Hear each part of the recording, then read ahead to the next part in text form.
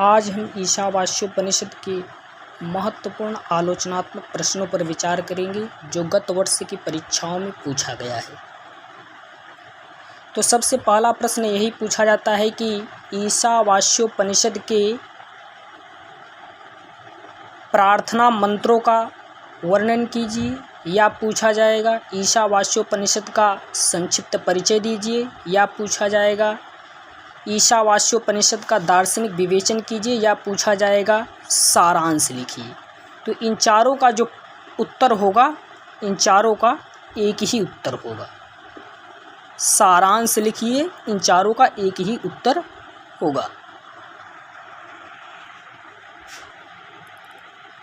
और जो हमारा दूसरा क्वेश्चन पूछा जाता है, ये पूछा जाता है कि ईशावास्योपनिषद में आत्मा का निरूपण कीजिए, या परमात्मा का निरूपण कीजिए, या ब्रह्म का निरूपण कीजिए। इन तीनों का उत्तर एक ही होगा।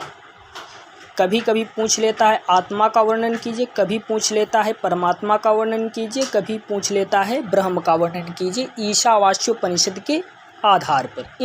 इन तीनों का एक ही उत्तर होता है।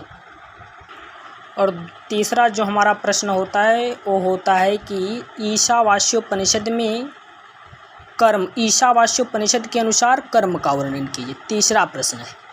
चौथा प्रश्न हमारा होता है कि ईशावास्योपनिषद के अनुसार विद्या और अविद्या का वर्णन कीजिए।